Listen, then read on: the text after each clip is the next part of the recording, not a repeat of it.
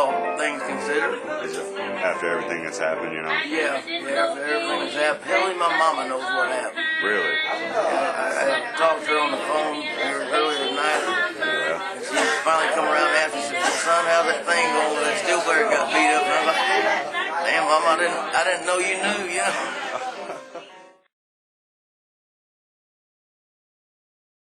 Bob's working out really well. He's working out so well that I hired him to work in the band. That's awesome. He's moving down to Austin. Yeah, he's moving down to Austin from Brooklyn, New York, and I got James Hancock to do lead guitar. How's Eddie been? Just like usual, just like old times? Yeah, pretty much. Yeah. It's been fun working with him again? Yeah, man. Nothing against my last guitar player, but my last guitar player was a bit different kind of a player, and Johnny's more on the spot what I was looking for. And yeah, it was rough. I'm not trying to slam the guy or nothing. He was just a better player than that other guy. Well, maybe I'm trying to slam the guy. Hell, he did beat the hell out of him. Yeah.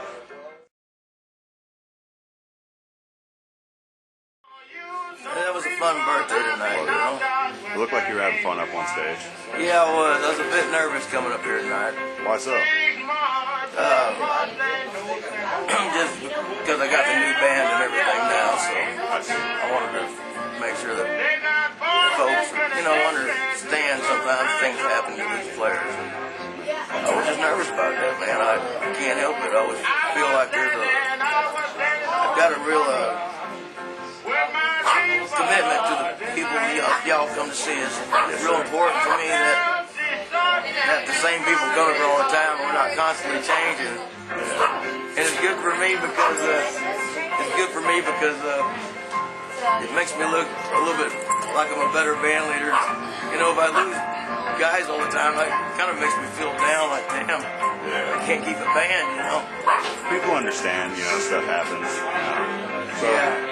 Well, Cindy Constellation sounded tight. It sounded really great tonight. Well, thank you, man. I appreciate it. Sounded like everybody really worked well together. I think the Lord works in mysterious ways, brother. I think it's going to be all right. You know? How you doing, baby? Just want to give you kisses.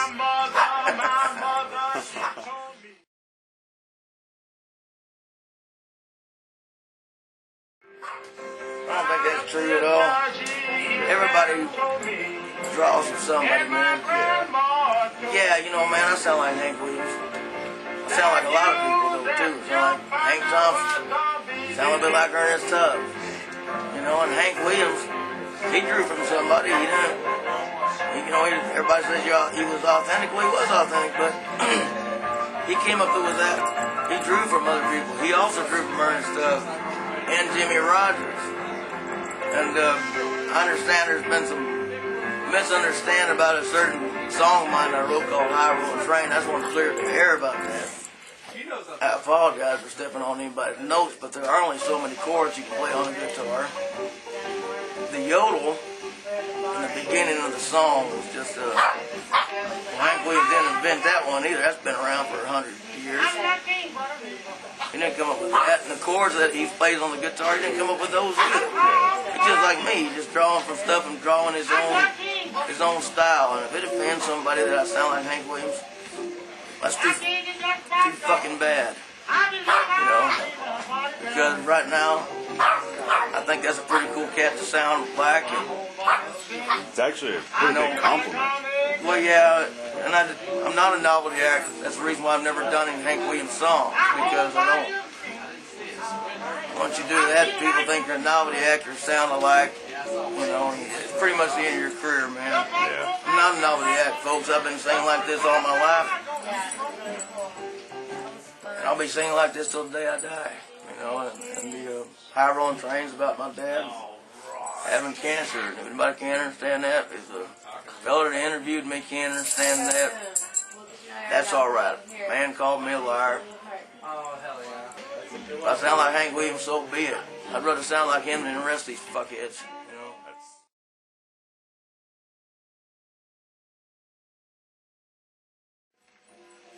Well, I ain't got much of a take on it, brother. People make me want to get mad at me for saying this. I don't listen to radio. there's some of that satellite radio stuff, but I don't pick it up, so I can't get it. My wife brought me a satellite radio today for my birthday, so I'm gonna install it next week, so I'll have some good music. But I don't listen to top 40. I tried my hand at Nashville at one time, and them people, they don't like me, they don't understand me, and their take on it is, hey, it's already been done.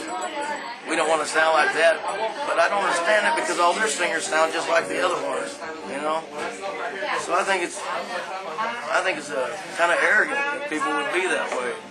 So no, I just don't even want to listen to music they make, you know. Every now and then I meet different guys, you know, different performers out there. I met Brad Paisley one time. He's a hell of a nice guy. Nice guy. Hell, I'll go see his show just because he's a nice freaking guy. He's not big-headed. He can play the guitar pretty well. Yeah, I like him. Of course, I like Hank Williams III. You know, and I never met the rest of his family, man. They don't. Well, it's kind of weird, you know. Usually when you meet friends, you meet the rest of their family, but it's like I've never even seen them guys. None of them, but Shelton's always been a really good friend of mine. I go see his music, even that crazy rock and roll stuff he plays. I go see that too, you know. I like Shelton, man. He's my brother. Well,